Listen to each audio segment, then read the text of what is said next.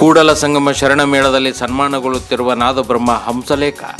GTV ಸರಿಗಮಪ ಕಾರ್ಯಕ್ರಮದಲ್ಲಿ ಆಯ್ಕೆಯಾದ ಮಕ್ಕಳ ಶೈಕ್ಷಣಿಕ ವ್ಯವಸ್ಥೆ ಹಾಳಾಗುವುದಿಲ್ಲವೇ ಎಂಬ ಪ್ರಶ್ನೆಗೆ ಮೂಕ ವಿಸ್ಮಿತರಾದ ನಾದಬ್ರಹ್ಮ.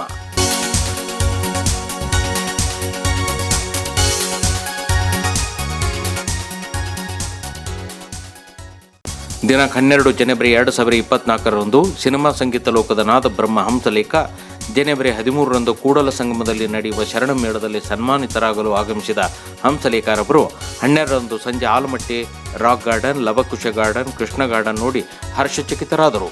ಶೈಕ್ಷಣಿಕ ಪ್ರವಾಸಕ್ಕೆ ಆಗಮಿಸಿದ ಮಕ್ಕಳೊಂದಿಗೆ ನೈಸರ್ಗಿಕ ಸಂಪತ್ತನ್ನು ಉಳಿಸುವ ಘೋಷಣೆ ಕೂಗಿದರು.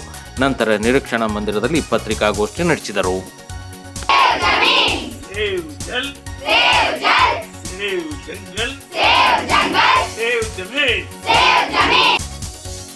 ಉದ್ಯಾನ ನಗರದಿಂದ ಬಸವನಾಡಿಗೆ ಆಗಮಿಸಿದ ಜನಪದ ಪ್ರೇಮಿ ಸಿನಿಮಾ ಸಂಗೀತ ಲೋಕದ ಹಂಸಲೇಖರವರು 13ರಂದು ಕೂಡಲ ಸಂಗಮದಲ್ಲಿ ನಡೆಯುವ ಶರಣ ಮೇಳದಲ್ಲಿ ಸನ್ಮಾನಿತಗೊಳ್ಳುವ ಕಾರಣದಿಂದ ಒಂದು ದಿನ ಮುಂಚಿತವಾಗಿ ಆಲಮಟ್ಟಿಗೆ ಆಗಮಿಸಿದ ಅವರು ಆಲಮಟ್ಟಿ ಗಾರ್ಡನ್ಗಳನ್ನು ವೀಕ್ಷಿಸಿ ಹರ್ಷವನ್ನು ವ್ಯಕ್ತಪಡಿಸಿದರು.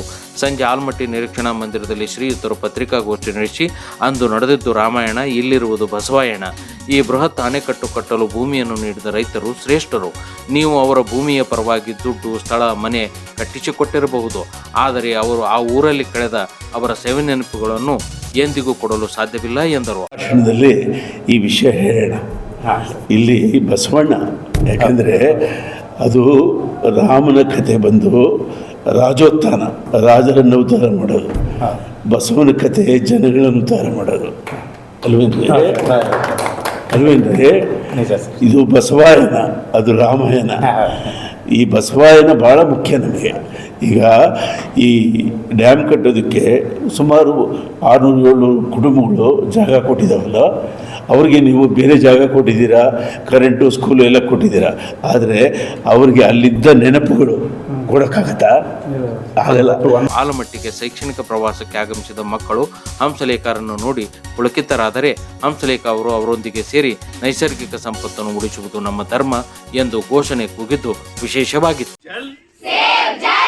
सेव जंगल, सेव जंगल, सेव जमीन, सेव जमीन, सेव जल, सेव जल, सेव जंगल, सेव जंगल, सेव जमीन, सेव जमीन. ಅವರು ನಡೆಸಿದ ಪತ್ರಿಕಾಗೋಷ್ಠಿಯಲ್ಲಿ ಕನ್ನಡ ಟೈಮ್ಸ್ ವರದಿಗಾರ, ನಿಮ್ಮ ಜಿಟಿವಿ ಸರಿಗಮಪ ಕಾರ್ಯಕ್ರಮಕ್ಕೆ ಆಯ್ಕೆಯಾದ ಆ ಸ್ಪರ್ಧೆಯಲ್ಲಿ ಭಾಗವಹಿಸುವ ಮಕ್ಕಳು ತಿಂಗಳುಗಟ್ಟಲೆ ಬೆಂಗಳೂರಲ್ಲಿ ಉಳಿದರೆ ಅವರು ಶೈಕ್ಷಣಿಕವಾಗಿ ಹಿಂದುಳಿಯುವುದಿಲ್ಲವೇ ಎಂಬ ಪ್ರಶ್ನೆಗೆ ಅವರ ಬಾಯಿಯಿಂದ ನಾದವೇ ಹೊರಡಲಿಲ್ಲ. ಆಯ್ಕೆಯಾದ ಮಕ್ಕಳು ಚಾನೆಲ್ನಲ್ಲಿ ಪ್ರಚಾರ ಪಡೆಯುವ ಭರಾಟೆಯಲ್ಲಿ ಪಾಲಕರೊಂದಿಗೆ ತಮ್ಮ ಶಾಲೆಯ ಪಠ್ಯಪುಸ್ತಕವನ್ನೇ ಮರೆತು ಕಾರ್ಯಕ್ರಮದಲ್ಲಿ ಮುಂದುವರಿಯುವುದಂತೂ ಸತ್ಯವಾದ ಸಂಗತಿಯಾಗಿದೆ. ಇದಕ್ಕೆ ಜಿ ವಾಹಿನಿಯೇ ಉತ್ತರಿಸಬೇಕು.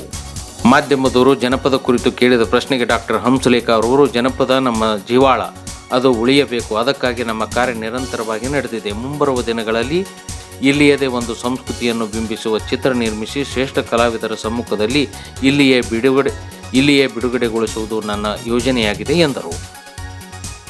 ಅದೇನು ಸರ್, ಜನಪದ ಚಿಕ್ಕ ವಿಷಯನ? ತುಂಬ ದೊಡ್ಡ ವಿಷಯ ಸರ್.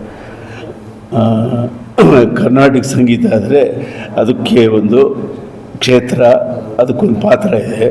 ಹಿಂದೂಸ್ತಾನಿ ಸಂಗೀತಕ್ಕೂ ಕೂಡ ಅದಕ್ಕೊಂದು ಕ್ಷೇತ್ರ, ಪಾತ್ರ ಇದೆ. ಬಟ್ ಜನಪದಕ್ಕೆ ಆ ರೀತಿಯ ಕ್ಷೇತ್ರ ಒಂದಲ್ಲ, ಭಾರತದಲ್ಲೇ 30 ಇದೆ.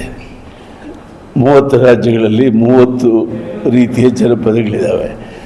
ಆ ಒಂದೊಂದಕ್ಕೂ ಶಾಸ್ತ್ರ ಮತ್ತು ಕಲಿಕಾ ಪಟ್ಟಿಗಳು ಇದೆಲ್ಲ ಮಾಡೋದು ಭಾಳ ದೊಡ್ಡ ಕೆಲಸ. ನಾನು ಮಾಡೋದಲ್ಲ, ದೊಡ್ಡ ದೊಡ್ಡ ವಿಶ್ವವಿದ್ಯಾಲಯಗಳು ಅವೆಲ್ಲ ಮಾಡಬೇಕು.